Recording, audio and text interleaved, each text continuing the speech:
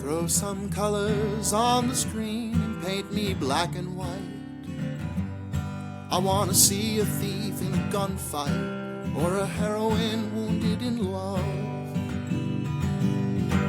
You can keep her lighted by an old flame left to frame, so I can read the feeling on her face, half in shadow, and know I felt that too. In danger and in love, you've got the dreams I was dreaming of, and I've got 2 hours to pretend. So I'll watch a movie with a friend. Time's running sideways, and reality's gotta meet me halfway. So I'll meet it here again. Here's the Trading Movies Podcast with friends. Okay. Hello, welcome to Trade Movies. I'm Jeff. Today I'm talking to Wilhelmina, who is a history major, film history enthusiast, and Olivia de Havilland mega fan, or maybe Olivia de Havilland have a stan. Olivia de Havilland stan, maybe would be the term. Havilland, yeah, that works. Oh, is it Havilland? Okay. Yeah, see, this is like, I got roasted by a couple people for saying Sidney Poitier's name wrong the other day, so oh yeah, I don't know. As soon as they're French, I think I just throw in the towel. Yeah. So you can find her at tiktok.com/at ORLAITHMARCH, Orlaith March, and she posts on it semi regularly. So she might have some other projects coming at some point. So yeah, but for now, I guess we'll just talk about Olivia de Havilland. Olivia de Havilland, is that? Yep, that's correct. I might just call her Olivia. That's fine. I'm sure she wouldn't mind. You know, it's funny, when I was growing up, I had a speech impediment for like the first, till I was 12 probably. I had to take like speech therapy. So I used to be like, her name in general, I couldn't say my R's and my L's, which fortunately I grew up in Western Massachusetts, so people just thought I was from Boston, which is like, they're just like, oh, you're just, Pak de Ka Havidyad type thing. And I was like, no, I just can't speak. So the name Olivia de Havilland, like I used to just avoid saying anything like that at all for like the first 12 years of my life. And, yeah, so I don't know. I guess having a TikTok channel is slightly re-traumatizing for just being like, but now it's all my fault because I can say it decently, but I still get people's names wrong. So welcome to the show. Thank you. I'm really excited to be on. So how did you get, how did you discover Olivia de Havilland and become such a big fan? Okay, so the first movie I watched of hers, I think like a lot of people, is probably their first or only movie they've seen, is Robin Hood with Errol Flynn. And that was, along with maybe Singing in the Rain and a few other old movies, kind of a standby in my household when I was a kid. So I watched that movie so many times. I, in retrospect, had a massive crush on Olivia. And the styling, the costuming, everything, I was obsessed with that movie. And that led me to try to seek out other movies that she was in. Most of her other movies weren't quite as attractive, I'd say, to a, 9-year-old. So I kind of lapsed for a while, and then I hit like 14, 15. I started looking into her more, watching more of her movies, and looking at, her life and all the amazing things that she did, and it kind of went from there. That's cool. So did you were you watching like a lot of old movies in general? Wilhelmina is she, as I said, she's a history major in college. So you're watching a movie from 1936, I guess around mid 2010s. It would be something like that. How'd you get into how'd you see it? TCM or something or? So my father was a cinematographer. I was always very involved with the film industry. Cool. Interest in film was kind of a given in my household. My mom was a wardrobe designer, and that's how my parents met. So they met on set, and my aunt works in the industry. It's kind of just the family gig. Nice. I'm the odd one out, so. Nice. Yeah, that's a very Baz Luhrmann coded. I think him and his wife. I think his wife is a costume designer, I want to say. Yeah. She does all the costumes for his movies. That makes sense. It was never really my mom's big passion, but she was working. That was, what she was doing to be able to live in LA, and then they met through that. So That's cool. yeah. That's very cool. So yeah, so you watched was it you said the Robin Hood with Errol Flynn? Yes. Nice. Yeah. I haven't seen that one, so I just finally he'd been a huge blind spot, and I just watched for podcast episode listener probably would be maybe 2 episodes ago. These are on a delay. But we watched The Seahawk and paired it with Puss in Boots: The Last Wish because I wanted to. Guest had chosen Puss in Boots: The Last Wish, which tremendous movie by the way, one of my favorites I've done for the show. Had me crying. I don't know if you've seen that one. That's like my. I haven't. It's been like kind of on my list, but also I feel like I never. I'm bad at finding new movies, so this will be good for me.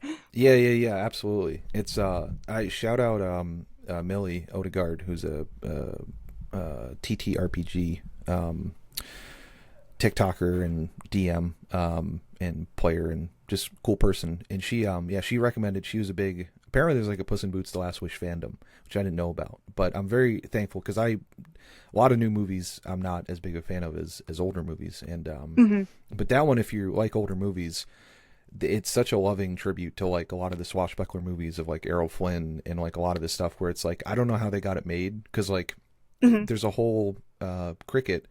It's like an animated cricket. I think it's like I can't remember his name, but like the positive feelings or the morality cricket or something. Viewers are going to roast me, but it's a guy doing a Jimmy Stewart impression for like the whole movie. And it's like, how is this like, this was made in 2023. Like, who is this? It's for like me and you probably and like old movie people, but it's really cool. So Errol Flynn, that's cool. Yeah. And he's, I think, in many ways underrated as an actor. He came into Hollywood with no acting experience whatsoever. And I can't remember the exact specifics, but I think he was like working as a guard on like a goods transport through the Amazon jungle or something insane like that before he came to Hollywood. Oh, wow. He was doing crazy stuff and he was, a thrill seeker. But, there was a movie and it was their first movie together. It was not her debut. It was his, but she had only done 1 or 2 big movies before. And it's called Captain Blood. And she was cast in it. There was another lead actor who was cast. He dropped out due to scheduling conflicts and they took a massive chance on Flynn. And he had not had any acting experience. They got him like a 6-week rapid course of acting lessons and just threw him in there. It has Basil Rathbone in it. It's a great movie, by the way. I totally recommend it. It's a romp, but my dad loved it because it has genuinely incredible cinematography, especially for the time period. That's exciting. Yeah. I think that was on my list to buy because I think when I watched The Seahawk, there was a special feature afterwards that was sort of talking through swashbuckling movies in general. And I think they talked about like, that was where I was like, oh, I didn't know that's where Olivia de Havilland basically got her start, was in like those movies, and her and Errol Flynn. Because I think in The Seahawk, it's not Olivia de Havilland, but it's some other lady, I believe. Yeah, it's not her. Yeah. That was one she wasn't in, but and that's what they said in the movie. People were like, on the special feature, people were like, oh, where's Olivia de Havilland? Because like there was such like a thing at that point where it was like, the Brangelina of the day was Errol Flynn. Oh, Olivia it was Havilland, right? Insane. They took over from, do you know Douglas Fairbanks and Mary Pickford, who were the first, like... He's great in Gunga Din, another movie kind of the time. Yeah, massive Hollywood couple. And even though Errol Flynn and Olivia de Havilland were never really a couple in real life, that on-screen relationship definitely, I think, picked up after Pick Fair, as it was called. They had their own shit name back in the 20s. There you go. People didn't just get crazy in the last 20 years. Yeah, so she was married to Marcus Goodrich, right? He was an author. She was married, I think, to a few people. I don't know. She looks like Marcus Goodrich and Pierre Gallant, at least, or Galante. Yeah. And, he was married to a list of people, too. They both admitted that they had feelings for each other, but it just kind of was right person, wrong time sort of situation. Yeah. So she was in the Captain Blood and the Adventures of Robin Hood. They were in And she's in Gone with the Wind, which that's probably the biggest blind spot in terms of like movies seen on my person. I've not seen it. I've been waiting for probably to do a podcast on it, and then I'll yeah. I mean, it's a complicated movie. It has a complicated legacy. for sure. I feel like I should watch it as like a film history, because like I think it's like the most tickets sold probably in America still. I think like it's either that or Avatar and Star Wars. And I mean, it had such a massive cultural impact. Yeah. And Olivia de Havilland really campaigned for that role. She wanted Melanie very badly. Mostly because she was just so sick at that point of ingenues, and she wanted to play a more complicated character. Which Melanie definitely is. My favorite little piece of backstage trivia for that is there's a scene where, what's her name? The woman who plays Scarlet. I can't remember off the top of my head. It's not. Is it Maureen O'Hara? I always forget. It's Maureen O'Hara. I'm pretty sure it's Maureen O'Hara, but she's supposed to be Vivian Lee, sorry. Oh, that makes sense. Never mind. Yeah. She's supposed to be so malnourished, that she like throws up on screen when she tries to eat something. And she would not. She was so horrified by being asked to make like the retching noises, and they just could not get the shot. And so the noise in that scene is actually Olivia de Havilland. They gave her a microphone and she went at it, which I think is hilarious. That makes a lot of sense. This movie, the movie that Wilhelmina, I think Wilhelmina was in the comments saying that she was a Olivia de Havilland like mega fan in a good conversation. So I was like, come on the podcast, because always happy to like when someone's like a big fan of like someone to talk through that. And so Wilhelmina had picked the snake pit. By the way, because I just checked the Gone with the Wind thing, the reason I thought it was Maureen O'Hara is the character's name is Scarlett O'Hara. That's why I was like, oh, Maureen O'Hara, Scarlett O'Hara. But so it's Vivian Lee playing Scarlett O'Hara. Yes. She got, I remember now, I watched something, she got that role because her appearance was so good for Technicolor, and it was very early Technicolor. Blondes looked kind of weird, and so but people with dark hair with her particular like coloring just looked incredible on Technicolor, and that was a big reason why she got it. They screen tested something like 100 actresses or something crazy like that. Sorry, side tangent. I'm autistic. So. No, not at all. Yeah, this is a friendly zone. This is a side tangent. Encouraged zone, especially for any of that history stuff. Wilhelmina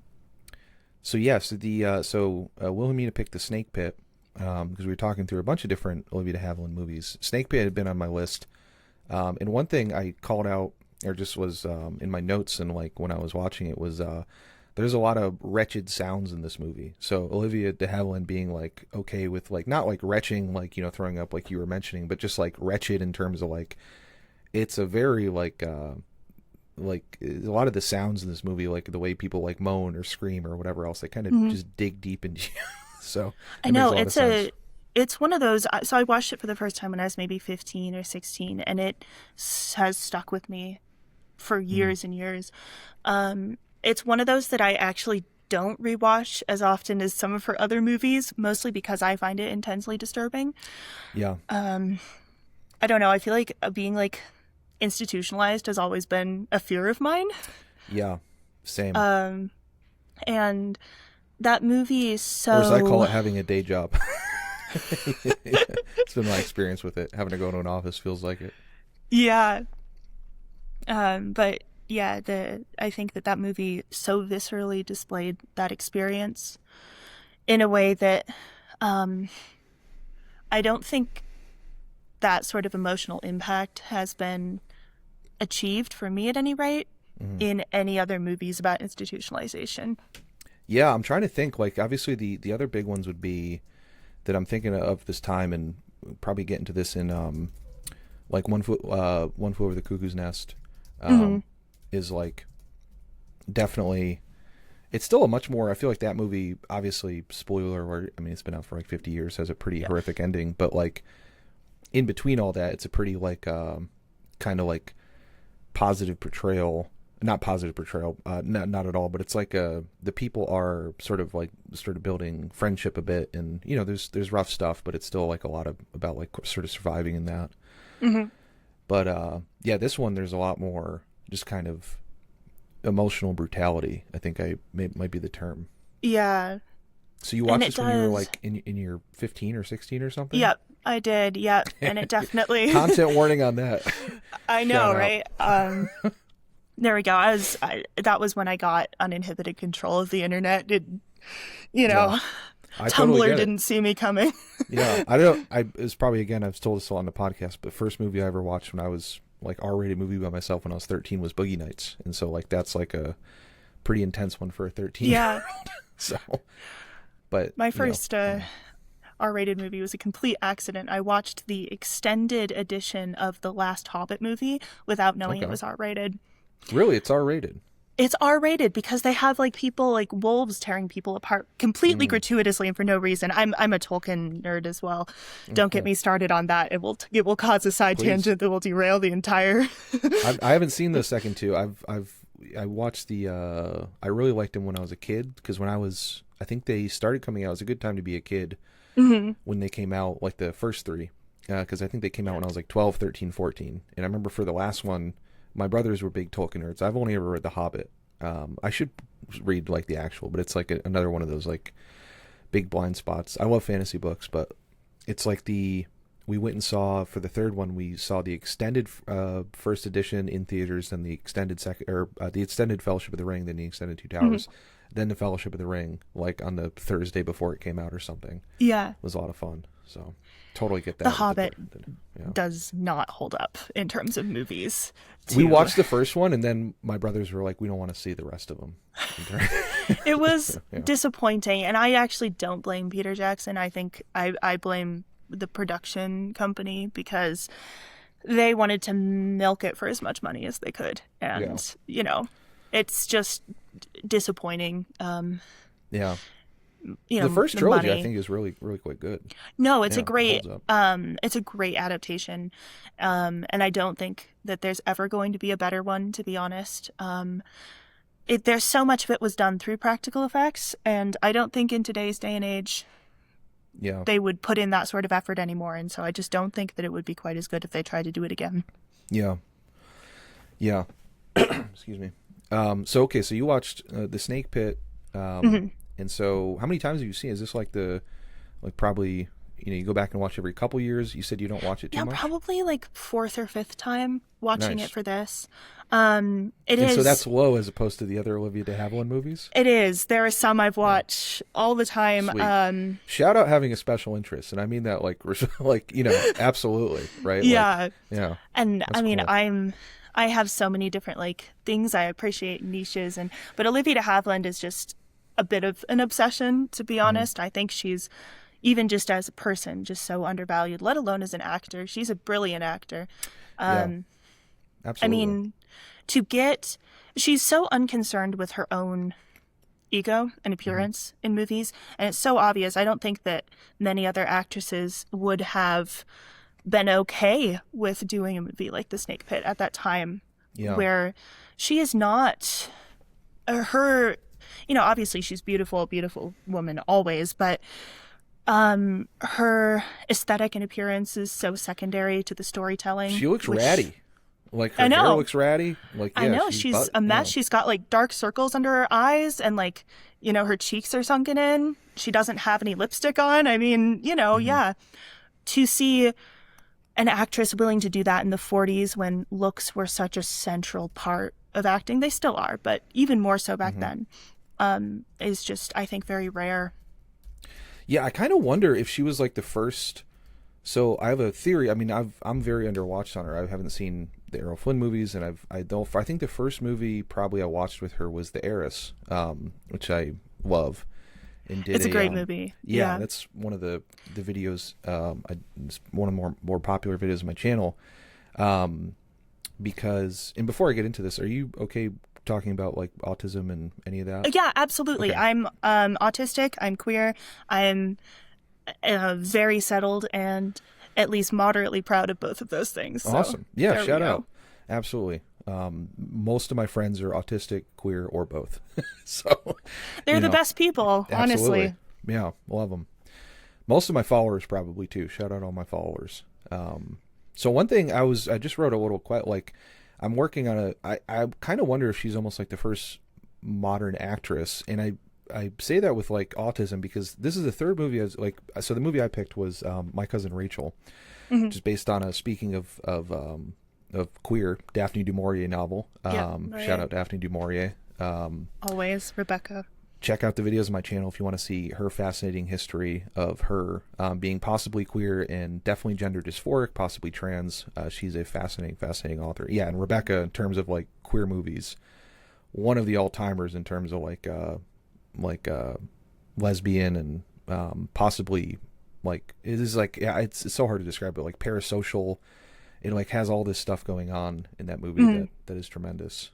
But I almost wonder if like she was the first. Your point about, I totally agree. The point you said about the her doing the kind of allowing herself to be messed up. I was watching, actually, my buddy had been asking to watch The Favorite. I don't know if you've seen that with Olivia Colman and Emma Stone and Rachel No, Weisz. I haven't, but I love Olivia Colman, so Okay, if you, it'll go on the list. especially on the autistic queer like stuff. Like, I think that movie, Olivia Colman, it's a lesbian, love triangle kind of movie. Also, Olivia Colman in that is playing, the queen. I can't remember if it's Queen Anne or someone or whoever it is, but I think it is Queen Anne. I think so. Set in the 16th century or something, but also some big autism vibes. One of the things I was like, Olivia Colman won Best Actress for that, and like one of the most deserved wins ever, I think, because she's so tremendous in it, and she is a tremendous actress. But that was one thing I like.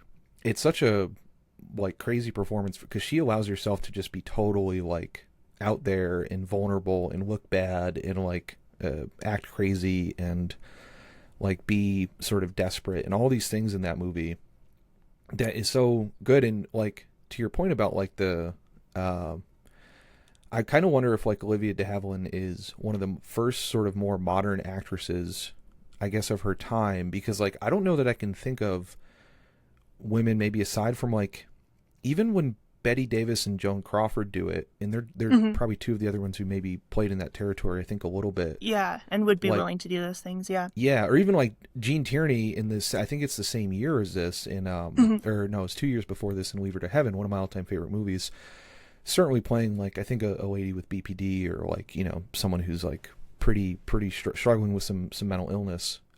She still looks like tremendous in that movie, and she's not really like letting herself like sort of like go, I don't want to say like stereotypically crazy or whatever, or like, sort of off the deep end, but like this is a pretty like real, I don't know if realistic, but like realistic / harsh movie about mental illness and mental institutions specifically. Yeah. So much so that I think I was reading that like 13 states changed their laws after this movie came out. And that's why I find this movie so important, not only just from her acting perspective, but she managed to create actual legislation changes through her performance. And I mean, that's an insane amount of power to be able to have as an actor, to actually be able to stand up for what you believe in and make people's perspective on things change. Because there are several things with this movie that I think are really interesting. And of course, from a modern perspective, some of the mental health stuff doesn't hold up, or maybe some of it just isn't as revolutionary as it would have been to audiences back then. But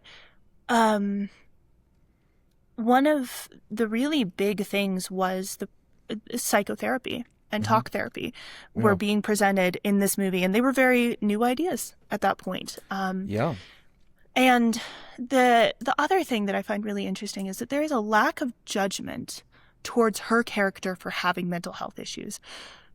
People do not, the movie itself does not consider her to be weak or in some way superior, or other way, inferior. There we go. Lesser than, right? Yes, because of her struggles and because of her mental health issues, which, when we look at how mental health has been villainized, especially in Hollywood over the decades, that is such a refreshing thing to see. And the way that the women support each other too, the inmates throughout, is really also just, I think, positive. Yeah, it is crazy that, like, because you definitely, like, you know, you see a lot of, there is for sure a lot of bad examples of, like, you know, mental institutions or mental illness or, you know, therapy, or even just queer autistic people in general. I mean, I have a whole series on my channel about, you know, like, you know, the queer people needing to have bad endings, and, like, you know, any alternative lifestyle generally had to be the villain. And, like, you know, the Invisible Man, I think, is an autistic queer character. And so many of these other, like, monsters of old Hollywood are portrayed that.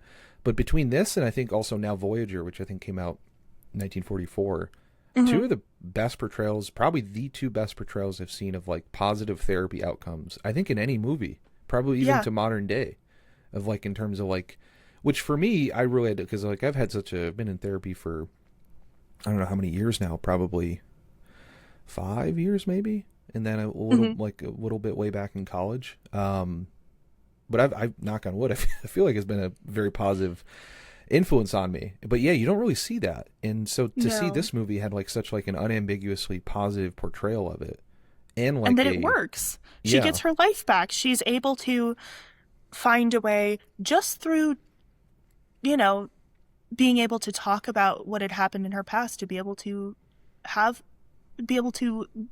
form positive connections in her life. I mean, you know, it is a Hollywood ending. You know, obviously it's a bit sappy, but, you know, even just allowing that character to be so complicated, to have such complicated feelings and thoughts, and then to have a happy ending is, you know, Well, what I loved about the ending is I still think it shows her as not, she's not, I don't want to say quote unquote totally fixed, but they don't turn her neurotypical or allistic, I guess would be the right word. I feel like me and my buddy, who were both somewhere on the spectrum for sure, like, we both said, like, at the ending, it was like, we were both really happy with it, because, like, it's not, like, we basically were thinking, like, she's still autistic at the ending. Like, she's autistic, but she's able to better deal with her trauma, I feel like. And it doesn't try to fix her. It shows a healing journey. Right. Because even, like, in that last, like, interview, she's like, oh, I hope they don't ask me about my social security number or something, right? But the first interview, so there's that great interview scene throughout the movie. I think the first one I really, really loved, because I was just pointing to my buddy, and I was just like, that's you. Because, like, you know, whatever his sort of expression of, like, neuroatypicalness or neurodivergence is you know, getting very distracted and annoyed by sounds and stuff. And so, like, the first interview that had, like, the shutter on the window just sort of banging against it, and it was like, I was like, buddy, that's you. And it totally would absolutely be him. And just, like, a very, it felt like she was neurodivergent and traumatized.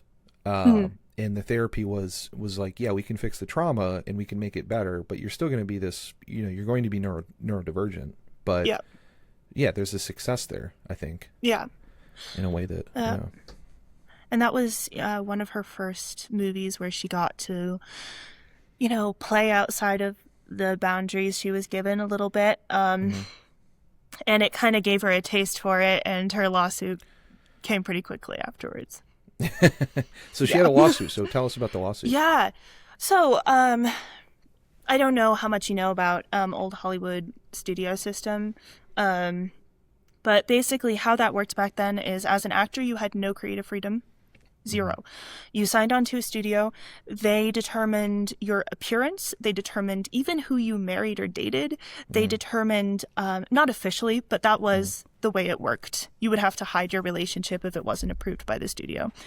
They would choose what projects you were on, who you worked with, what your public persona was, all of these things. And you basically just signed away your entire existence to them. And they were 7 years usually. And Olivia de Havilland was signed with Warner Brothers, which was at the time on the worst end of the studio systems. They were more strict than some of the other ones. She was very young. I think she was 19 when she signed. And, you know, she was a serious actor. She wanted to make it. She wanted to be able to, you know, practice her craft. but they were refusing to give her anything other than damsel in distress period pieces. A lot of, you watch movies from her Warner Brother days, and she's playing like these very like kind of bratty, almost petulant young women from privileged backgrounds who kind of get put in their place and their personality erased by the end of the movie. And she was not pleased with these roles. She didn't like what she was doing. She didn't feel like it was important. And if she really hated it, she would full on strike. She'd just say, I'm not going to go. You can't force me to act. I mean, I'm not going to go. Queen right? shit. Yeah. And so she kind of continued this way throughout her contract, counting down to the end of her 7 years, obviously. And she hit the end of her contract, and then was told by Warner Brothers that she actually had, I think, another year and a half that she needed to work with them. And that was because every single time she'd refused a project, they had tacked on the expected working days from that project onto the end of her contract. And so she sued them. This was the second lawsuit against Warner Brothers in the last 4 years, both from actresses. The other one was from Bette Davis, who was a lifelong friend of Olivia's. They, did not too many things together early, but then they did Hush Hush Sweet Charlotte together later on. It's an incredible movie. Soon, yeah. Excited to see that. Yeah, it's a crazy movie. I'd definitely recommend it. But Bette Davis had sued them on grounds of artistic freedom. Olivia was a bit more practical. She based her lawsuit on employment rights, and on labor rights. She went to court. No one thought that she would win. Absolutely no one. And, her announcement of the lawsuit, culminated in 2 years of her being entirely blacklisted from Hollywood. Every right studio. after the Heiress too, right? Right after her Yep. Best Actress. She won Best Actress for. Yep. And then she got absolutely blacklisted for 2 years. And she went into this lawsuit knowing she might not win, and knowing that even if she did, she might be trading her entire career away just on her morals and beliefs and her desire to be an actual artist and be taken seriously and do the projects that she wanted. She won the lawsuit. Warner Brothers appealed, and she won the appeal. And then she signed with Universal, and they gave her a super lenient gig, and most of her best movies are from that time period where she was just kind of doing whatever the hell she wanted and taking on all sorts of interesting projects. That's where, movies like My Cousin Rachel come from. And, through The Snake Pit, through so many others, just her desire to, headline projects that were adaptations of female authors' works, her support of women in Hollywood in general. And yeah, she paved the way. She opened them up to a flood of other lawsuits. They were cooked after she won, because she proved that you could win. And then once she proved that, the entire system fell apart within, a decade. Yeah. Shout out, because she made some, she made this. So she made The Snake Pit, The Heiress, and My Cousin Rachel back to back to back. I think with a gap in between, I believe, The Heiress and My Cousin Rachel, I believe, for the lawsuit, and also she had a kid in that time, I think. Yep. And she just, and she kept working. She, did you know that her sister was Joan Fontaine? Yeah, and they hated each other, right? They hated each other. Yeah, they could not stand each other, which I think is super funny. I'm team de Havilland. Not that I don't mind, not that I dislike Joan Fontaine. She's great. No, also Rebecca. She's great. Daphne. Yeah. But Olivia was a uniquely capable actress. She's a unique artist. And she was an artist, and that's what anyone who ever worked with her had to say about her. She was not a movie star. She was an artist, and she was not in it for the fame. She was not in it for the money or the glory or anything. She was in it for the creation of art, and to, be able to champion her beliefs and ideas through her art. Yeah, and to your point earlier about the her championing women and women authors, both of these books are, or both of these movies are based on books by women authors. One is an autobiographical portrait, account or portrait by Mary Jane Ward. It's my cousin Rachel of herself going through the mental institutions in, I believe, New York. Maybe not, maybe somewhere else. And then, Daphne du Maurier, obviously, in the time, gender expressed as a woman. But if you read about her, there's very complicated stuff there. So she was at least gender dysphoric, but still, known as Daphne du Maurier, and certainly in the time and everything. So I also, in terms of being a modern actress, I kind of wonder, I need to know sort of where I need to know, or maybe but the, in terms of method acting is the common, one of the common things of so totally throwing yourself in the character. And it's Tom Cruise learned to play, not that he's 100% a method actor, but he always learns to get really good at pool for The Color of Money. He's he was able to do that shot, or he actually does the stuff. I saw on IMDb that she, there's two things I really loved about this, where, so the director is you should spend 3 months visiting mental institutions and attending psychiatric lectures to prepare yourself. And Olivia de Havilland was I'm so game. And so she attended patient treatments at the institutions, observed electric shock therapy, hydrotherapy, when permitted, she sat in on doctor-patient therapy sessions. Yep. She also attended social events. And the thing I really loved in terms of because I feel this in terms of, when I get commenters, going after your commenters, after seeing the film, a Daily Variety columnist questioned whether any mental institution would really allow violent inmates to dance with each other at a social event.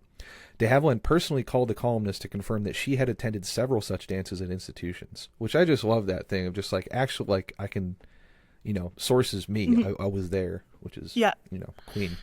Yeah, no, and she was actually one of the earlier women to embrace method acting. That doesn't surprise me. Yep, she was very fond of it. She came to it after her Warner Brothers days, and I do see it. I know you haven't seen too many movies of her in her Warner Brothers days, but her entire acting style changes. She comes alive after she left that contract. It's so special. And that's after The Heiress is the last one on the Warner Brothers? Or is it before? Let me look it up. I'm trying to quickly look it up. Warner and lawsuit. So, okay, so the lawsuit.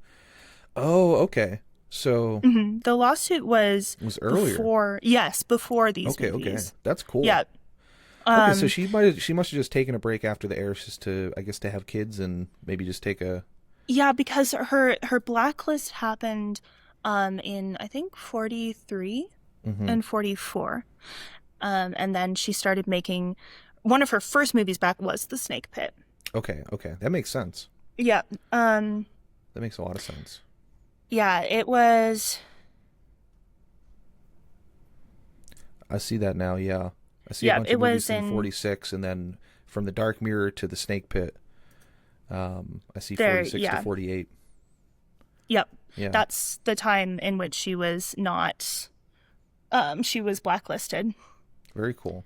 Yeah, I mean, after seeing these three, it's definitely I kind of want to see everything she's done. And thank you for letting me know that it's after The Snake Pit or after Dark Mirror or whatever it was that her acting... Because, I definitely want to see... It was at The Snake Pit.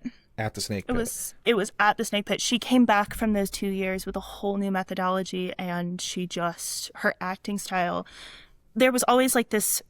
she was glorious to watch and wonderful, but there was this slight constrainedness in her earlier works where she came back, and any idea that anyone had that she was not back with a vengeance was completely shattered by her performance in Snake Pit. So three crazy performances. To do The Snake Pit and The Heiress back to back, I mean, that'd be a crowning achievement, I think, probably of any. And actually, so in terms of the order of these, I had watched The Heiress, months ago or month or two ago, then watched The Snake Pit for this probably on Tuesday or Wednesday, and then I watched My Cousin Rachel on Thursday.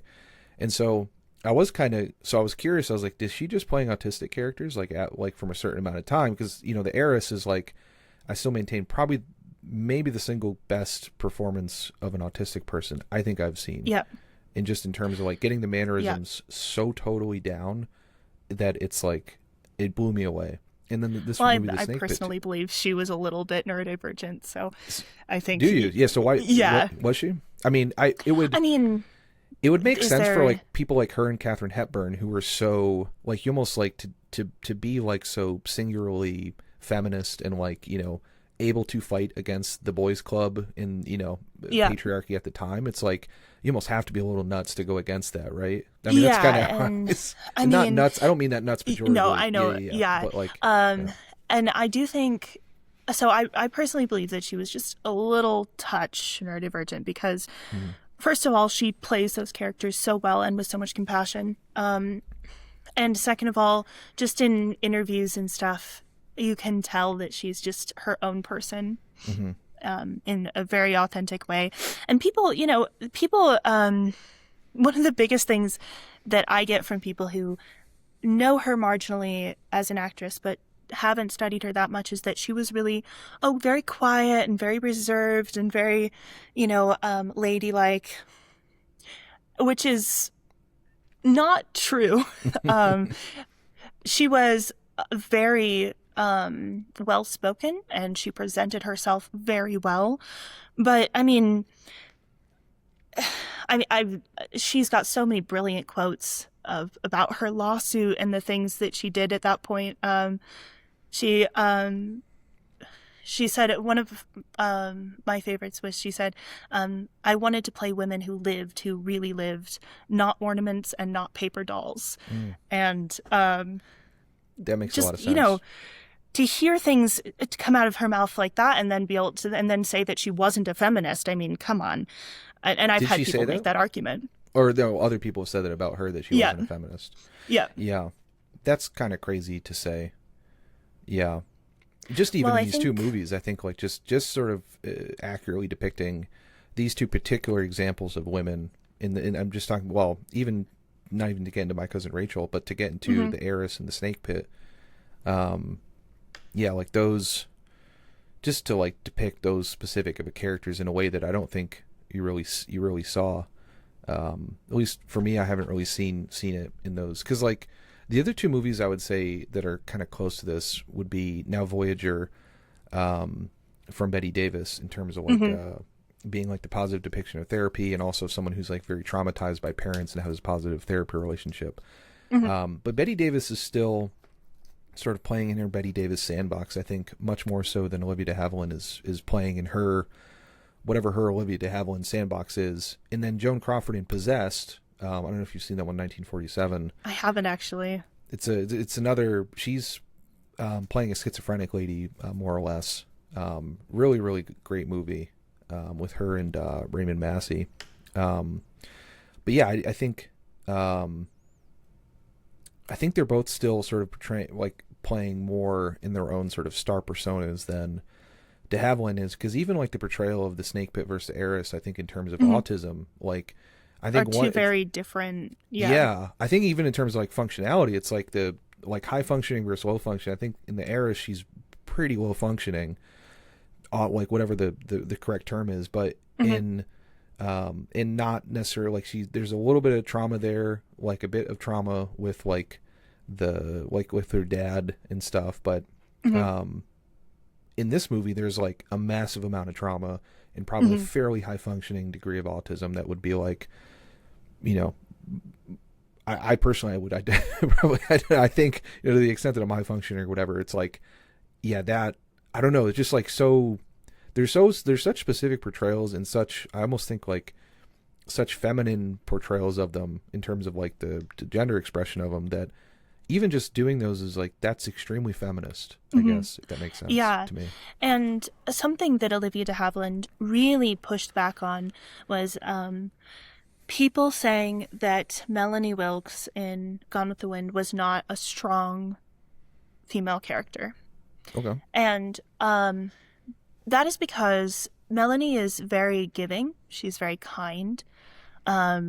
She's quiet, but she also is extremely strong. She has much more personality than just being a sweet, kind woman. And Olivia always pushed back against the concept that femininity and strength can't exist together. That was one of her big things, is that there is strength in traditionally feminine attributes. You do not have to shed femininity to become strong. And I think that, you know, it doesn't always show up as much against, you know, maybe more kind of rabble-rousting female characters in film history that have traditionally been seen as, you know, maybe more positive portrayals of strong womanhood. But honestly, I feel like there's so much room and so much positivity in the portrayal of femininity with still being beneficial and strong and complicated. And I really don't see that so much in our modern, you know, movies and TV. I think we kind of are more interested in seeing women who shed femininity and pick up more traditionally masculine attributes to become strong. That to become strong, you have to pick up a sword and hit someone with it and display aggression or violence or anger. And I think we've kind of lost the ability to see feminine traits as strength. I agree with that. I also think it's a much more realistic portrayal of empowerment, I would say. And it's probably empowerment for anybody who's like traumatized and autistic. I think her performance in this, because it's not, to your point, it's not her picking up a sword, but it's like her going to therapy and like struggling with it, but you know, still sticking with it, having a therapist that sticks with it with her, and coming out slightly better, like just like better in like okay, I can do this now. You know, in reality, probably ideally she would, you know, not be in an institution and, you know, keep like working with the therapist long term, probably is the more like sort of realistic, I think, or the way that we would do things now. It's not like, you know, you just go to, well, I'm all better, right? It's like, at least my understanding, it's more of a long-term thing. But yeah, I think it is more, that is like a empowerment in a way. Like it is like, you know, I feel it's like it's a success, you know? Yeah. Now, and I feel like that's very much what, even just in her personal life, was her interest. And you know, it is just, most people either know her through Gone with the Wind, at which point they don't really know her outside of that, or they know her in connection with Errol Flynn. And I have mixed feelings about that. I think that you know, some of the most watchable and fun movies come from that time in her career, but I feel like in so many ways she got just put into a box of being Errol Flynn's girl, and that was her only designation in the industry, was to be completely identified with him. Which is just such a shame, because so few people watch her later movies, and that is where she really shines as an artist. Yeah. You know who she reminds me of in that way? Maybe sort of, because I recently watched The Favorite, but she very much reminds me, I think, like, probably because they're both like kind of, I don't want to say mousy a bit, but they're mousy. They have like the very big eyes, is Emma Stone. I would say is like probably her very, I really like, I mean, in terms of like Emma Stone's choices, it'd be kind of the same thing of like knowing her for, I guess, like Superbad and that Spider-Man movie she did, as opposed to like The Favorite and Poor Things and all these other, like, she's, I think, at the forefront of like La La Land even too, like she's at the forefront of like, I think now, because I think she was an executive producer on Poor Things too, of like doing the same kind of de Havilland thing of picking her own movies and working with interesting people in a way that I really I'm always looking forward to seeing her movies. And she, you know, Benny Safdie and Nathan Fielder on The Curse and other stuff, which she didn't have to. I mean, she's like maybe the biggest movie star in the world right now, and she didn't have to do like a HBO 10-part show, but you know, she's like, these people are interesting and I'll work with them. And that, it's hard. It was interesting because when I was preparing for this, I was just chatting with my mom about her because I was trying to get my thoughts in order. And I made the statement that Olivia de Havilland was undeniably a better actor than Errol Flynn. Oh, yeah. Yeah. And my mom was like, I don't know. I like watching. Yeah. I like watching Errol Flynn. I was like, she was like, I like watching Errol Flynn. I don't think he's all that bad. And I was like, no, I don't think he's bad, but he was a movie star. Yeah. He wasn't invested in it. He barely had any training. He didn't, he was attractive and he was, watchable. But also, and I was like, try to name movies after Olivia de Havilland's influence that were really good from him, that you really want to rewatch. Yeah, I haven't seen enough of them. I was surprised that I think there's, I need to make a video about this, but I think there's a lost art of being a movie star a bit. And I don't know, because I've only ever seen the one Flynn movie, but I think about I was just watching from the last podcast prior to this was The Hanging Tree, which has Gary Cooper in it. And there's a scene that Gary Cooper does in there that he plays so well. It's a 1959 Western towards the tail end of his career, but he's definitely the Gary Cooper persona, but he's so comfortable in the Gary Cooper persona and he's able to convey such nuance that it's still a very convincing performance. It is Gary Cooper just doing his Gary Cooper, though. He has the one character that he sort of takes in, as opposed to in terms of I think that acting style kind of fell out of the wayside because most of the great actors and the very popular actors now, they seem to take more inspiration from a lot of the method and Gary Oldman stuff, and they want to be very different from role to role as opposed to building up a persona, which she definitely seems like one of the earliest. At least starting with the Snake Pit might be one of the ones based on what you're saying. To do that, yeah. And I think that she has very little ego in her performance, and I think that that's one of the more interesting things you can have from an actor. David Tennant, for example, you just do not, when you watch him in something, you're not seeing David Tennant. He kind of shapeshifts and becomes whoever you're watching. On the other hand, even though I love her, I think Keira Knightley, every single time I watch Keira Knightley, it is Keira Knightley. There is no, she's always, and I do think, Errol Flynn, he is an interesting person. He, was a really, in so many ways, a kind of, a bit of a disgrace during his lifetime. It's everything. He was not, I don't think, necessarily a very good person. Who was? I'm sorry. Errol Flynn. Oh, he wasn't okay. I didn't know. He was a notorious womanizer. He makes sense. He died quite young, in his early 50s, late 40s, in bed with a 16-year-old. Oh, I have a heart attack while, he was a character. Yeah. He was born in, I think, Tasmania or something, and he, had been doing all these kind of shady things, or he was a guard for as I was saying, these goods transports and stuff through the jungle. A real swashbuckler. Oh, he was. He had the experience of it. He didn't just, and I feel like that's part of what's so much fun about watching him, is that it isn't too far.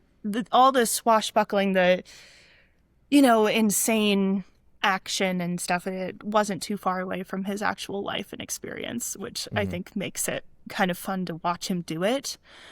But, he definitely, he was a movie star and everything that means. And he really, strangely enough, I think Olivia de Havilland was the only woman that he really had genuine respect for. She absolutely loved working with him, and I do think he was different for her in a strange way. Whether or not that would have lasted if they got married or whatever, who knows, but in the context they interacted in, and she really, it's funny watching interviews from her in the 80s, 70s, 80s, talking about him and their relationship and stuff. There's think there was a lot of unresolved feelings on both sides. But, she was, she was an artist, and she knew that by walking away from Warner Brothers, she'd never work with him again because he was in a Warner Brothers contract. They'd never do another movie together. And, I think it can't be, underrated, the fact that she literally was willing to sacrifice everything she'd built in her career to be able to have artistic freedom. Yeah. To do what she wanted and to do things that meant something to her. That makes a lot of sense.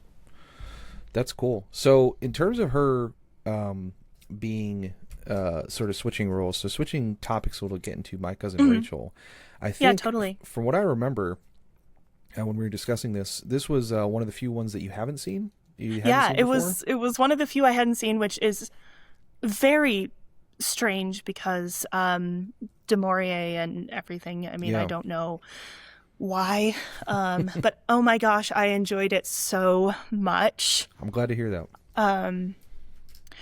Not only is it just, what's the Wilhelmina take? Well, it's a great story, first of all. I think it's, I have not read the book, so people need to tell me whether or not it's a good adaptation. I don't know, but I enjoyed it. And I really, it was interesting because I was reading reviews and stuff, and a lot of people were very confused as to why she was the top billed person, even though she isn't in the movie quite as much as, some of the other actors. And I think it's because the entire movie hinges on her being able to sell that character. The entire movie, all of the suspense that is built up, all of the, uncertainty at the endings, spoilers, I suppose, but I think people probably knew what they're getting themselves into, is sold by her ability to take a character that feels very obviously guilty and have such charisma and such, to be able to take that and twist that into uncertainty. Yeah. The case for Ambiguity is not built for her by the movie. It is built by her, and the entire suspense, pacing, and plot of the movie depend on her ability to do that. Yeah. And she did it excellently. It's so subtle, just her acting, everything. The ambiguity is built in such tiny facial expressions and such tiny actions. Yeah. Gosh, and just, man, I really, I feel like you don't always see, I know she wasn't that old, but she was almost 40 when she did that movie. And to see her, gosh, she's so gorgeous as she, it matures a little bit and comes in, continues in her career. I loved the movie.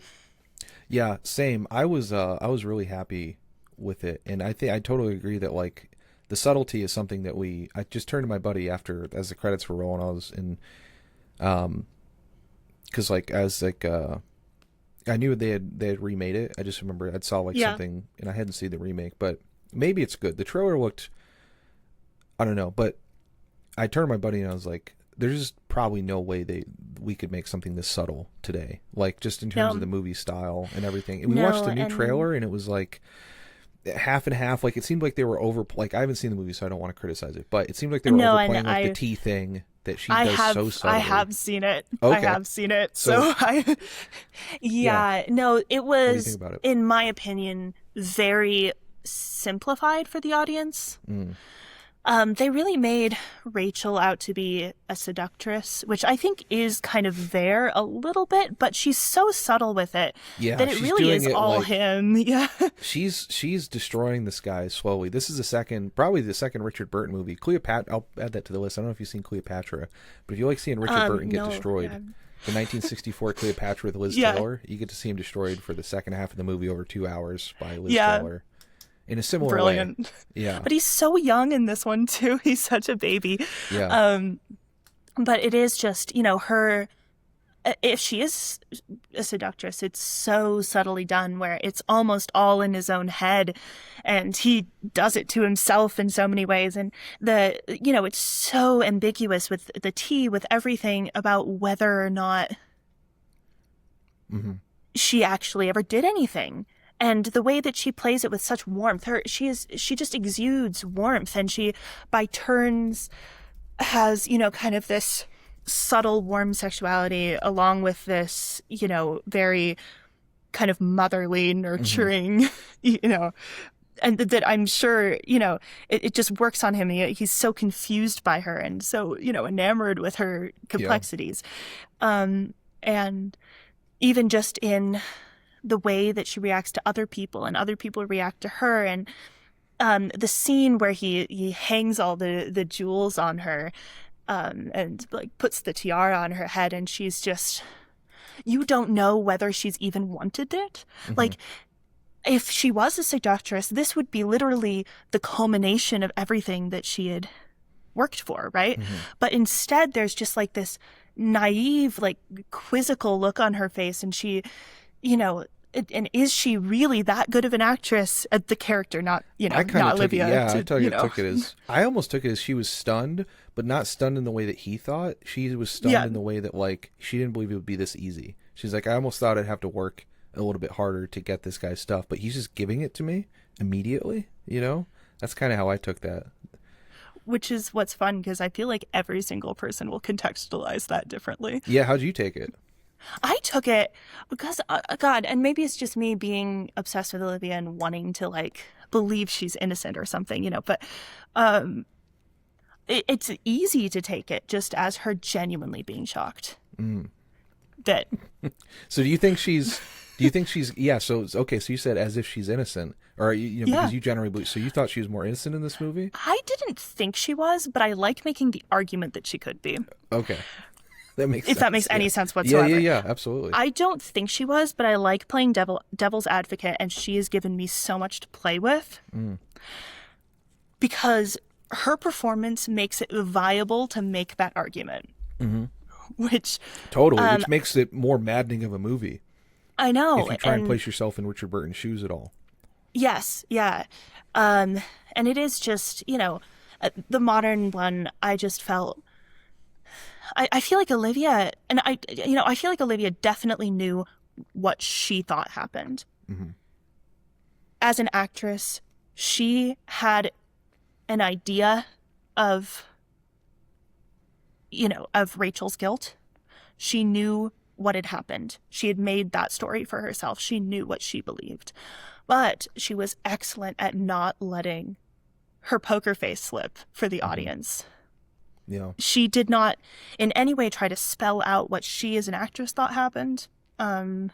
Anything. And I do feel like there was just a little bit too much, like, it felt too obvious. In the new one? Yeah. It felt too spelled out for the audience in a lot of ways to me. That would not be surprising. That's generally how there's like almost no, not to be too overarching, but there's like very, very little subtlety in modern movies, I think, compared with some of the masters of the 40s and 50s. And even just in the acting styles, I felt like making her a very obvious seductress meant that the ambiguity in the movie was almost completely lost. Yeah. Because then you just know, without any shadow of a doubt, without any argument, that she's in it for the money. Yeah. But in Olivia's depiction, you're able to make those arguments. Even if you don't believe them, you're able to make them. Yeah. And that gives such a really cool extra layer to the story. Yeah. And it's also no one, like, not to be, like, it's very rare that you have an actual, just like, bona fide seductress in real life, I would imagine, just based on what I've personal and every other experience I've had as a human and everything that I know about, like, these actual stories is, like, the thing I liked, it's like, it doesn't even have to be, like, whether or not she's fully innocent, fully guilty, because the line in the movie where she talks about, I really loved where she talks about, like, you know, she has all of her friends and she has her life and she has, like, you know, she has all that stuff in Florence, and that's why she wants to do that. And it's like that I think probably based on the history that you've gone over about, like, her wanting to get out of the contract and her being here, like, self-made woman and you know, expressly feminist, like, in actions, at least in her life and everything, she delivers that line with such, like, I totally believe this, of, like, because, like, then it's like, yeah, well, obviously she wants to do this. Now, does that mean like, I totally believe that she wants that, but then maybe part of her probably does want some of Richard Burton and did want some of her own husband. But I do believe that she probably killed the old husband. But maybe also, I don't know if it was totally her, or maybe her boyfriend, the lawyer. Yeah, the maybe lawyer, he killed him.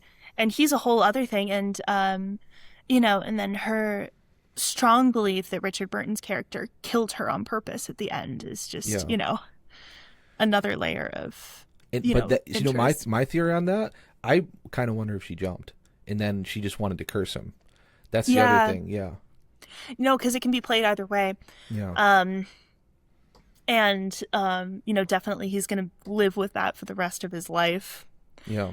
And gosh, I don't know. Everything in how she played that was she kept her cards so close to the chest, and she really just let slip in tiny, tiny moments to give you like this trail of breadcrumbs. Yeah. To kind of follow. But there's no satisfaction. There's no payoff. There's none. It's such a maddening movie. It's so good. I know. I'm still like furious at it, like in a way that just like, it's just, I feel when you said like, why did she get top billing too? I was also thinking of Rebecca famously is, there is no Rebecca in the movie. That was like the conceit of the movie is that the entire movie is there's no Rebecca. It's just, she's just this giant invisible looming presence that all the other characters reacting to.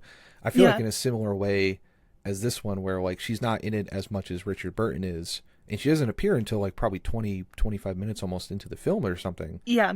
But she is just like, the movie is about his obsession and curiosity towards her in a way that, have you seen Leave Her to Heaven, the 46 one with Gene Tierney? And no, I haven't. Oh, you're gonna love that. It's all if right. you like, you need to like give me a list at the end of this. Yeah, there's gonna be I've been writing them down, all of them for. Okay, good, thank you. We'll do Rex at the end. But yeah, Leave Her to Heaven too is like this was even more self-conscious. I always sort of interpreted that movie about a guy really attempting to figure out just what the hell is going on with this lady, and almost in a way that like, I don't necessarily think Richard Burton's character is autistic or not. I don't know what it is, but just the idea of like, for me, being again somewhere in the realm of that, like the idea of like trying to figure someone out and never being able to, and just having to sort of like leave it unresolved in a way that I don't know whether it's because the person is ambiguous or whether I just don't understand something fundamental about like human relationships and human beings in a way that like other people do. That I think drove me particularly crazy. I don't know how you felt about it, but... Yeah, totally. And I also just, I think it just is so intelligent the way that you see her through his eyes.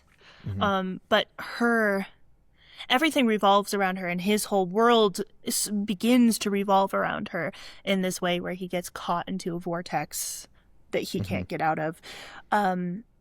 But I thought, it's just so interesting because with a less talented actress, it could be so easily just cut and dried. You spend 25 minutes at the beginning of the movie building up his resentment and hate against her, building this, this rock solid case against her.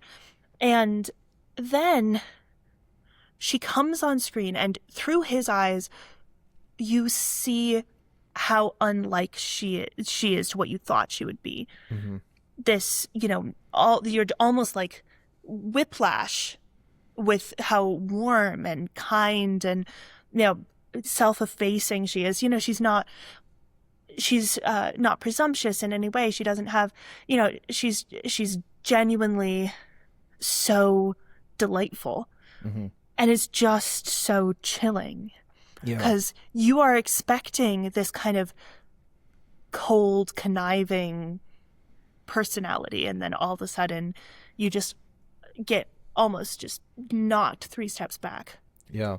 It's very similar almost in a weird way to the Anthony Hopkins Silence of the Lamb performance. He's very famous. I don't know if you've seen that one, but like I have, yeah. Great movie, right? He always like, I think he was, certainly people have done this in the past and it was a very common villain thing, but he was just like, he's like the scariest thing you can do when someone, if you get built up to be this monster, is just be polite, and because then it's just a million times like more terrifying.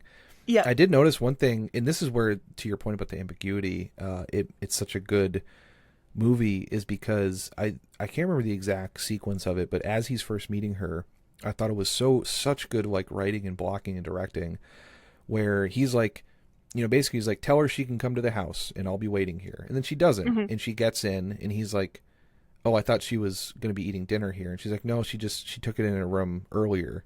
And then he's like, oh, okay, well, he like had this whole grand plan to confront her and like, all make her come to him. Yeah.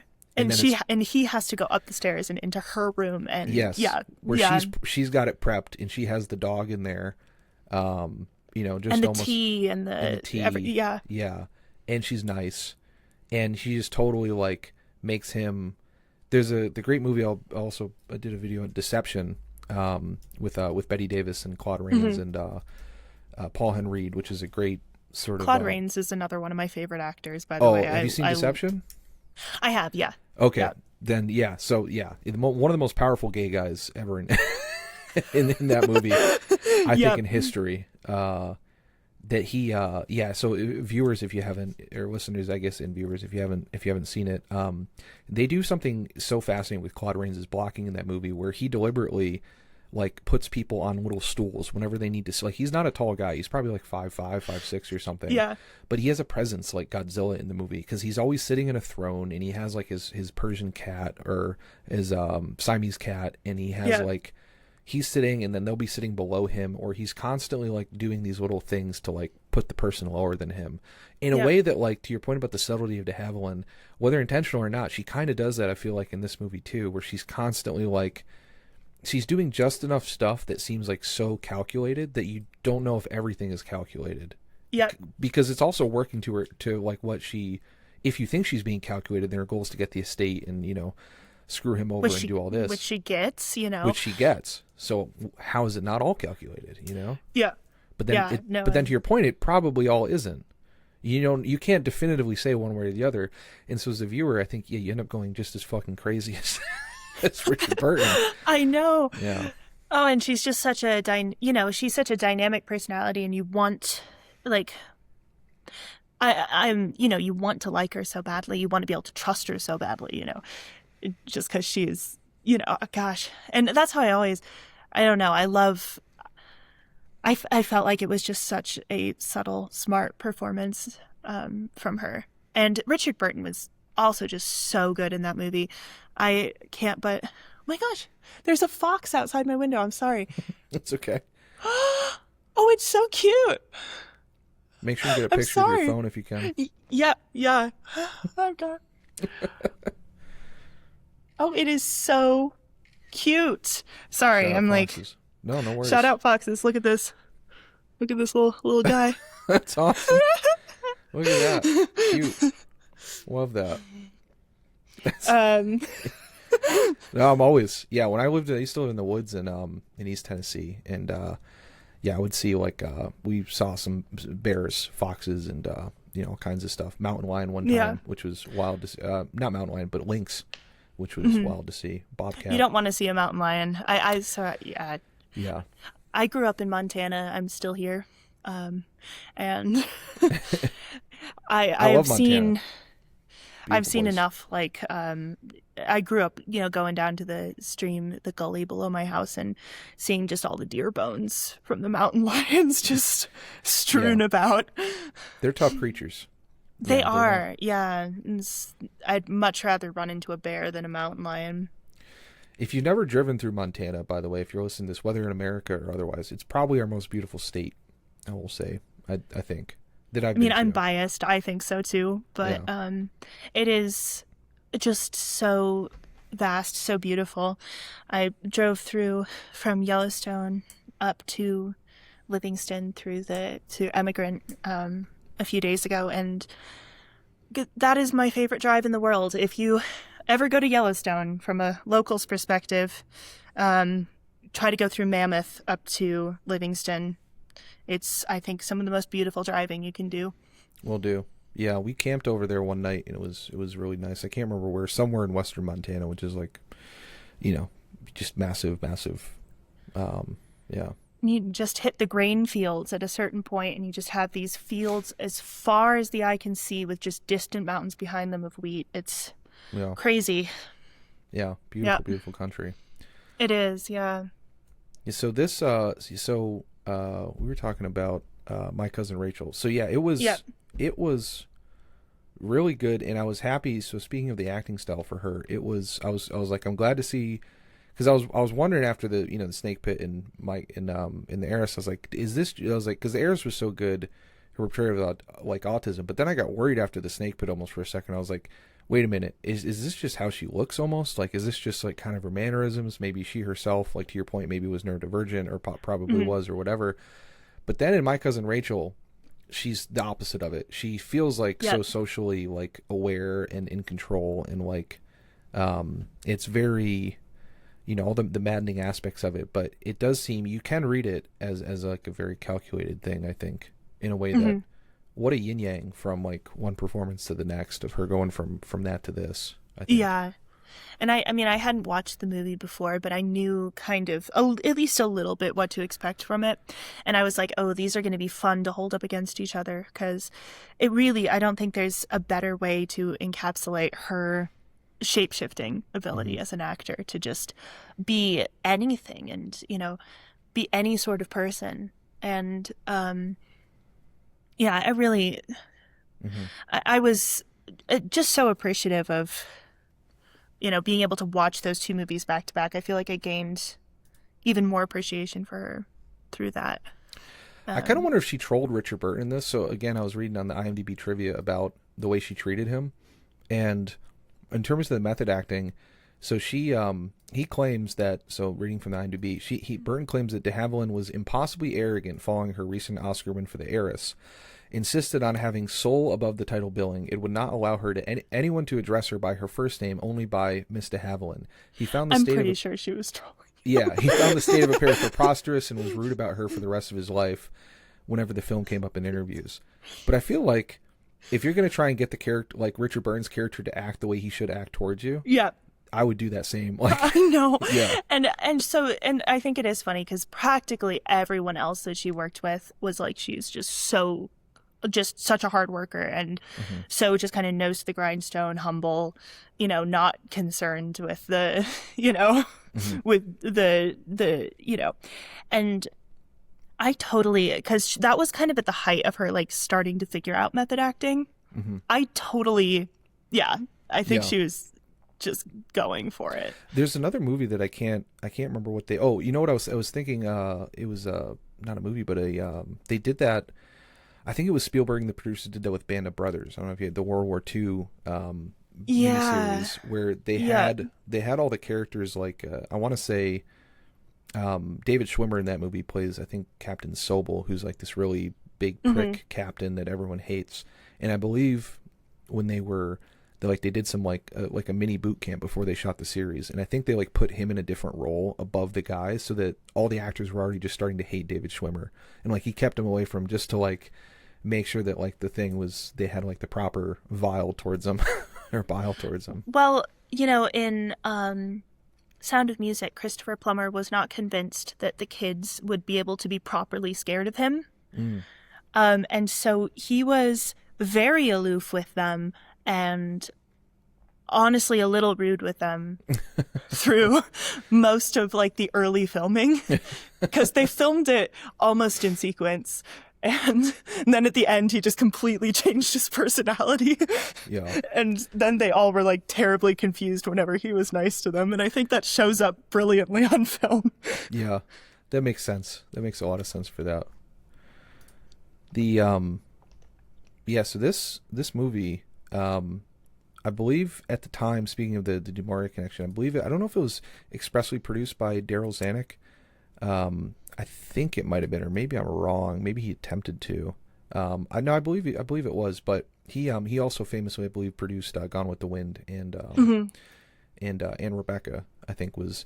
And there's a great if you're, because I know you're into the behind the scenes of all this stuff. If you read the booklet that comes with the Criterion copy of Rebecca, Hitchcock almost ruined that movie, where he tried to make it almost like a slapstick comedy, and like totally, it was such a weird thing, given like Hitchcock, I think, is, at times a very sophisticated director, but he was trying to do it like, he just sort of interpreted it as just much more as like a slapstick kind of goofy thing.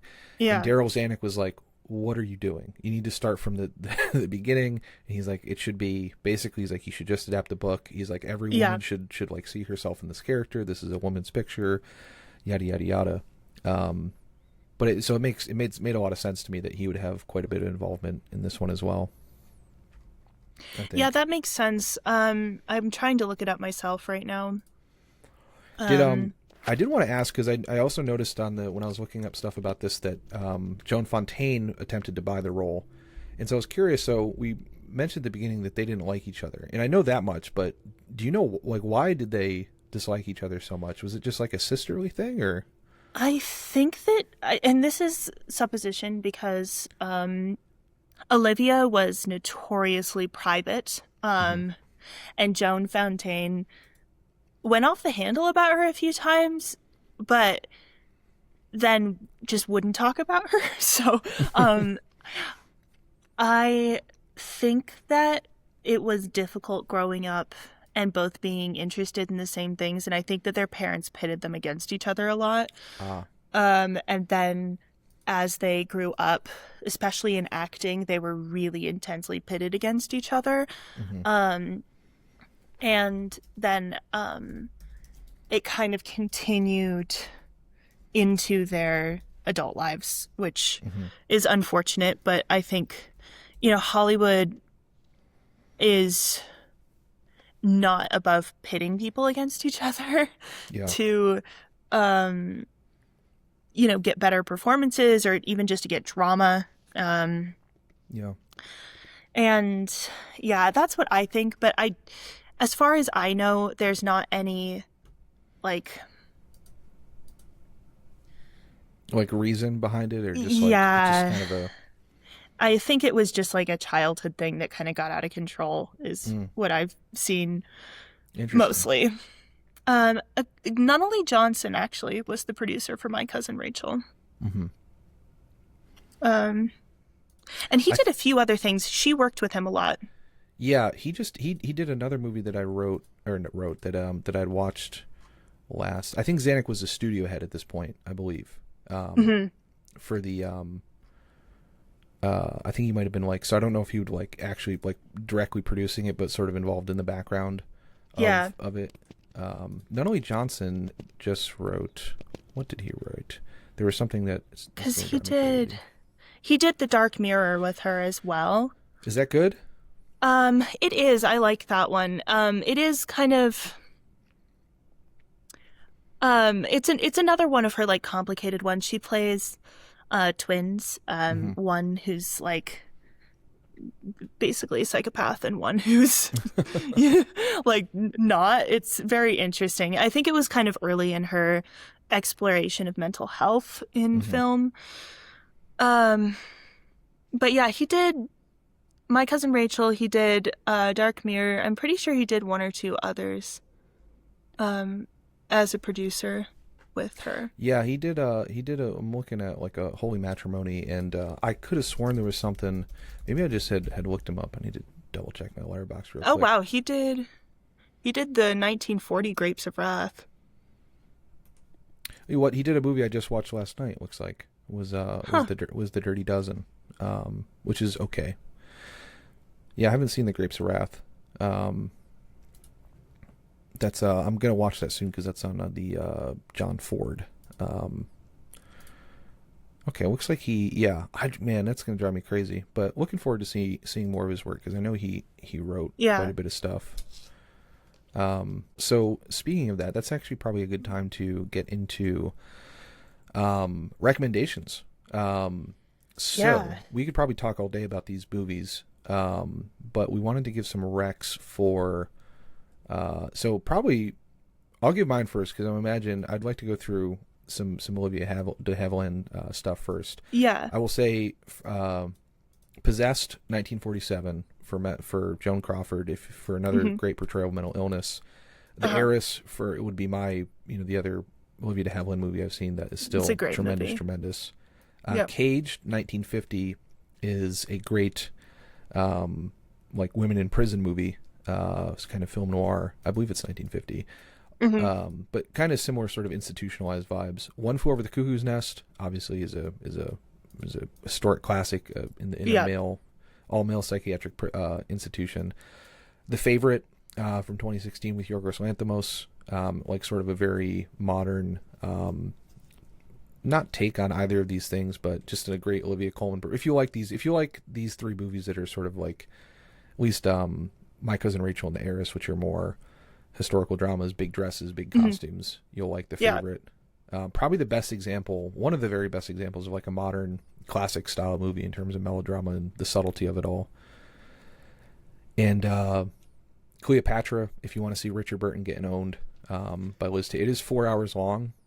You can really watch that movie in 2 sittings, though, because there's an intermission, and the first half is basically Elizabeth Taylor sort of rising with Julius Caesar, and then the second half is sort of her falling with Richard Burton, who plays Mark Antony, and she's destroying him in a similar way to My Cousin Rachel. It's a very good watch. A lot of great the special effects, the costumes, like the product. It's like such the most. She has like 67 dresses in it. Jesus Christ! Yeah, it's crazy. You know my holy grail, that, and I mean that in that I will be searching for it for the rest of my life, is Theda Bara's Cleopatra. That movie will be the death of me. Ugh. Why is that? It's a lost film. Okay. I don't know if you know Theda Bara. She was very subversive. She really redefined femininity in the 20s in film. She was the original goth. I love that woman so much. But almost her entire filmography was lost in the big fire. And then because she was so subversive, there was very little effort taken after the rise of the studio system or the rise of the Hays Code to try to preserve her work, what little of it was left. But she, at the time, it was the most expensive movie ever made. It had like hundreds upon hundreds upon hundreds upon hundreds of extras. It was insane. Her wardrobe, her styling, everything is out of this world. She played Cleopatra. And yeah, it was, I think, 1917. Yeah. Maybe. Yeah. And that movie, if I could trade my soul for one thing, it would be to be able to sit down and watch that movie once. Yeah. That's shout out. Hopefully someone finds it at some point. I would definitely love to see it. We have tiny clips. They're well worth it. She is just such a cool, person. And, a very queer-coded, everything she does, everything she did was super queer-coded. She very, a subculture, very alternative, just a really interesting actress, really interesting film work, everything about her. And yeah, we've lost almost her entire filmography, and it's devastating. Have you seen the 1934 one? I haven't seen that one yet. No. Oh, I've got a story for you about that, unfortunately. Okay, so 34 is right after videos on that. Right after the rise of the Hays Code. Right after the rise of the Hays Code. She was the most... She played untamable women. She played women who defied societal norms. Claudette Colbert or Theda Bara? Theda Bara. Theda Bara. Okay. It was Claudette Colbert to a certain degree too, but Theda Bara, one of the most famous promotional photos of her is her posing in like this see-through dress with a skeleton. That's the vibes with Theda Bara. She is a goth. I love her. And her contract was almost ending. Her contract ended in 34. And she played her heart out all through the 20s and 30s. And then they forced her to make that movie in 34. And it was about a woman who is super subversive, who gets tamed very like Kiss Me Kate style. Taming of the Shrew. Gotcha. At the end. And they did it to rehabilitate her image, to make her marketable, to try to make her marketable again. I see. And she hated it. It was the death of her. She hated it so much. That was not who she was. And she never acted again. Oh, no kidding. Yep. Jeez. Yep. That's so sad. I know. I don't think that I've seen a movie Theda just Bara pisses movie. me off. Yeah. Well, you can't see a Theda Bara movie. They're all lost. All of them? Her entire yes. She was, in my opinion, goodness. purposefully destroyed. Jeez. Yep. That's She crazy. was the biggest emblem of queerness, of subversive culture, of alternative ways of living that the Hays Code was so against. And I firmly believe that, much like Sappho, she was. They got rid of her movies on purpose. Yep. I hope someone out there. I hope we find it. I mean, Lord knows what type of quality it would be in at this point, but just hopefully anything. Yeah. And we find sometimes, so we found like multiple second long clips of movies of hers. She played Salome. She played Cleopatra. Oh, wow. She played vampires. She played witches. She played, she's, God, I love her. Yeah. I can't talk enough about how much I Alt love queen. her. Yeah, all queen. Yeah. And they completely destroyed her. That Yeah. movie plus the destruction of her entire filmography. There you go. And that is the only movie that survived. And I think that says something. Hopefully you can archaeologize that or whatever if you're doing, dig around the Warner Brothers or the 20th Century Fox lot or something. I know. People, check your attics. If your Yeah. grandparents, and this is a PSA actually, and I think it's important for people to know this. If you find an old camera that looks like it hasn't been opened and has film inside, like an old projector camera that your grandparents bought back in like the 30s, sometimes they would include clips of popular movies to be the tryout tape. Please, before you throw them away, please look at them, because the main way that we have found clips of lost movies is by these tapes in old projector cameras that people bought, and they were like the sample tapes. So anything like that, you see any film, check inside of old cameras. That is the main way that you can try to preserve film history. So there you go. For sure. Yeah. So we got Cleopatra. I would say for the ambiguousness, you'll probably love Leave Her to Heaven, 1946, and Deception, 1947, and then now Voyager for therapy with Bette Davis. Yeah. Would probably be my recommendations. Okay, so for you now, and I guess you feel free to recommend anything, but where should we go if we like Olivia de Havilland? I think I'm going to try to give a few movies in chronological order of time that she made them in, that I think are emblematic or fun from different times in her career. I think if you're a Shakespeare nerd, her debut was A Midsummer Night's Dream. It's a crazy movie. If you're a Shakespeare nerd, I would go for it. Otherwise, it's kind of a weird movie, but Sure. yeah, there we go. Captain Blood was her first big movie with Errol Flynn. It was both of their, it wasn't her debut, but it was, I think, the third or fourth movie she made. So definitely check that one out. Swashbuckling, insanity, Errol Flynn, need I say more? The Adventures of Robin Hood. It has Errol Flynn. It has Basil Rathbone. It has Olivia de Havilland. It has Claude Rains. It is one hell of a cool movie. Her costuming, her clothing, and her hair in that movie have been the holy grail of myself since I was a very small child. So there you go. Just for pure, film history, Gone with the Wind, I'd say is a big one for me. It's a very complicated movie with a very complicated legacy, but if you can view it through that sort of lens, her acting in it is incredible. So there we go. To Each His Own is an insanely cool movie, again dealing with subjects of teen motherhood, single mothers, very, kind of touchy cultural subjects at the time. To Each His Own was a movie that she won an Oscar on, and I totally think that people should watch that movie. It's super good. Out of curiosity, before I have in just as part of this random set, I got I think I have Dodge City and the Private Lives of Elizabeth and Essex. Have you seen either of those? Are they good? Dodge City is a romp. It's with Errol Flynn. He's a cattle wrangler and he has to like clean out Dodge City. It's very, it's a Western. She's always delightful in everything, but it is very, it's not particularly exciting.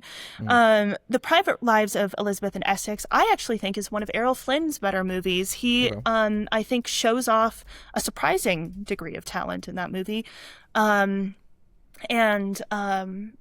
Just his relationship, which is with Betty Davis and not with Olivia de Havilland, is really interesting. It's one of the few movies that they're in where she's kind of not his romantic partner. I think it's very interesting. I'd definitely say if you get the chance, check that one out. Dodge City is a romp. Put it on, drink alcohol, and eat popcorn. I don't know. Summer movie. Yeah, very much so.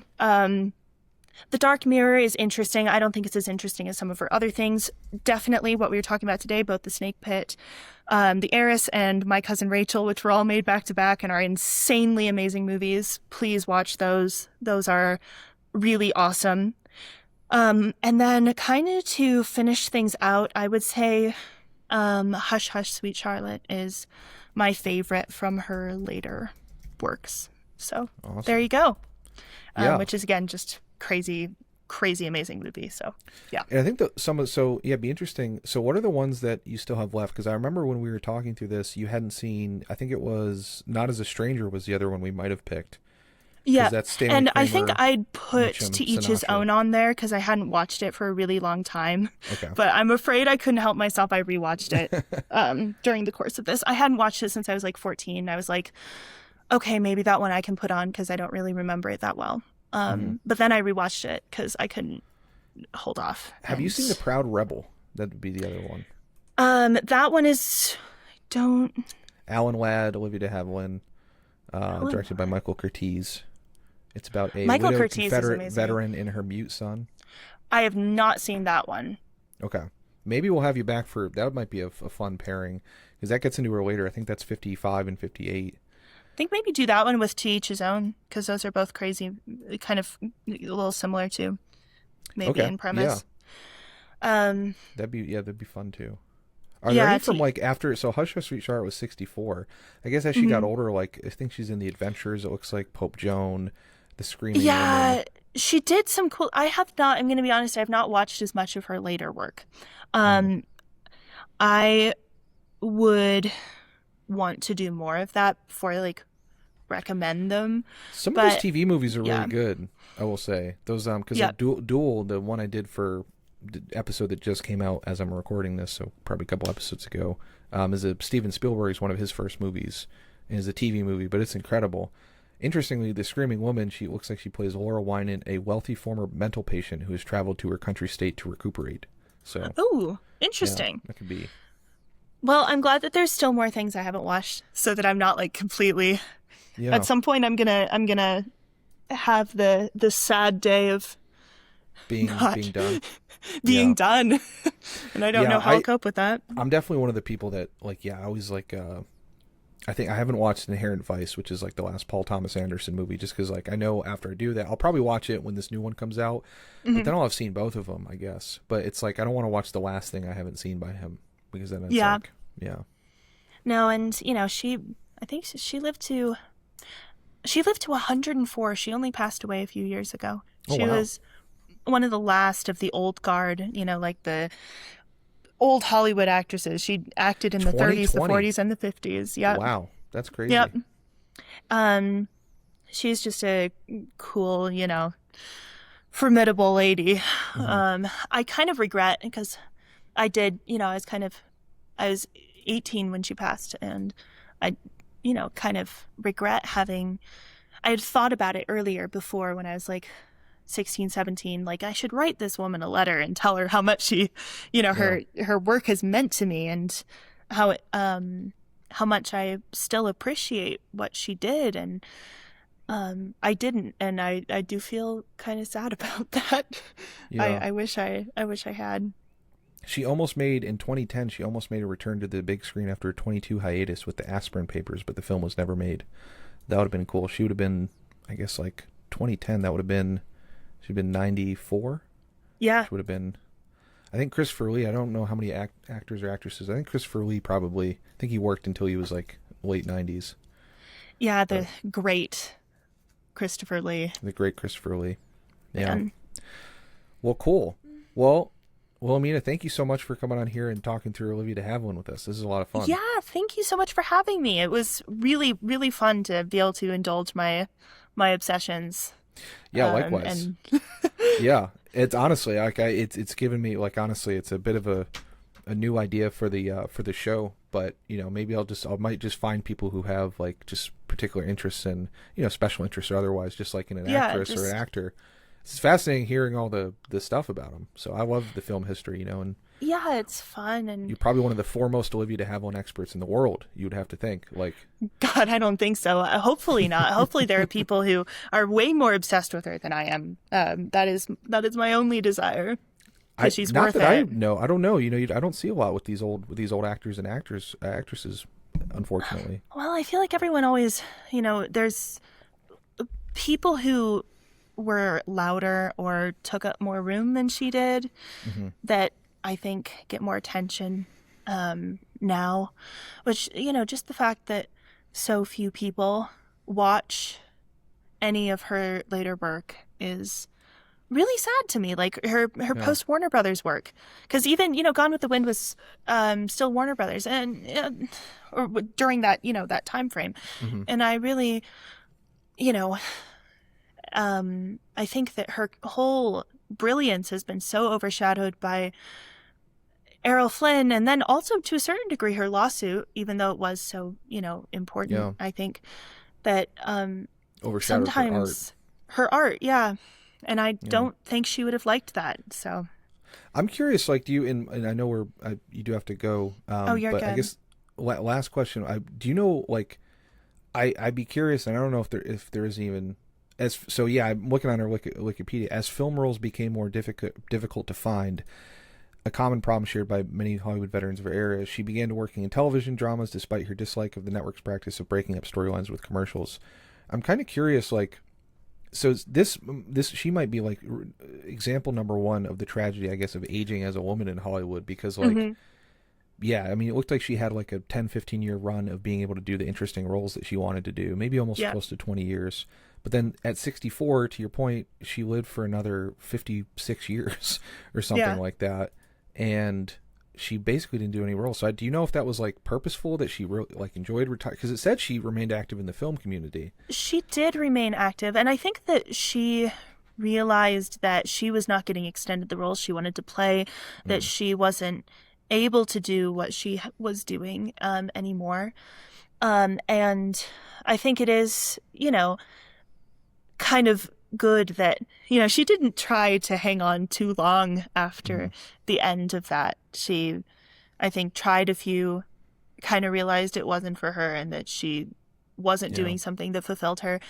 And she, she remained a massive advocate for film, for artistic freedom, for women in film, for all sorts of things, up until her death. And she did. She was, she was always an artist. And I think she, still drew a lot of happiness from just being in those spaces. But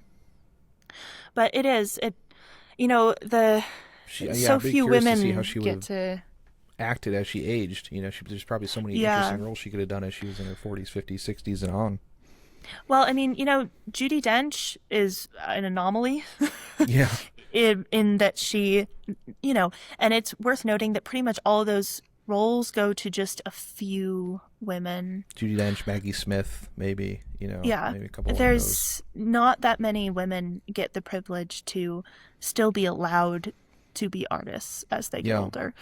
It's crazy thing. Like, Julia Roberts doesn't really, I mean, as much as I love her as an actor, I think she's a great actress. And I don't know how much of it is intentional or with her or not, but she was so massive in my childhood and growing up through the 90s and 2000s. And I think she was on a television show, and that's about it. Like an Apple TV show or something. Think about like even Winona Ryder. I mean, she was Yeah. on Stranger Things, but that was the first thing that really brought her into the public spotlight since, you know, she was younger. Even Brooke Shields, who was like the darling of the 90s, she's, you know, so few women are allowed to Sharon Stone. remain, artists. Which, and then you hold that up against men like Harrison Ford or, you know, Mark Hamill, who, you know, even, you know, they managed to extend their careers out into their 80s, where Carrie Fisher, you know, didn't get the chance to do that. Yeah. Even before her death. Yeah. Thankfully, she was at least able to write. She was like uncredited rewriter, I think, on like every movie from like, you know. But yeah, it is crazy, especially Harrison Ford, because like he's just so clearly not, he does just not give a shit about acting or trying in any of his roles since like 1996. Like he just has phoned it in. I kind of love that man for it, honestly. I think it's so funny. Yeah. I respect, as like a lazy guy, I respect it and I love it. But as like compared to like him with like Ian de Havilland, probably would have like thrown her whole would have like body really into it. cared about it. Yeah. No, and it is just, it's a shame, I think. And you know that even that in movies like My Cousin Rachel or whatever, she's considered to have been a little older, in her late 30s, where, you know, Harrison Ford was in his late 30s. He was 42 when he played Han Solo for the first time. And I mean, it's an unfortunate hypocrisy. And she's, you know, so many women, her, Betty Davis, so many of them are just such brilliant actors. Yeah. I'm looking forward to seeing the rest of her stuff, especially now that I know that, like, I mean, I'm definitely going to watch all the swashbuckling stuff because I do like it. But also, it's fun. You know, knowing that she has like this 20 year period where she got to pick her own roles, I'm fascinated. I bet it's gonna be all good. Yeah, probably the next one I'll watch will be Hush Hush Sweet Charlotte, I think, for sure. Do Hush Hush Sweet Charlotte. Whatever happened to Baby Jane, which I think this is like the spiritual continuation of. And then watch Adventures of Robin Hood. Just everyone out there, if you have kids, it's the best movie to grow up on. It'll cause you bisexual panic on an unknown level. And we love it. We're fans of bisexual panic on this show. I'm happy. So there you go. Watch that movie. Watch that movie for all of them. Well, cool. All right. Well, thank you so much, Wilhelmina. And we'll definitely have you back on. And thanks for listening, everyone. Yeah, thank you so much for having me. And this was so much fun. Likewise.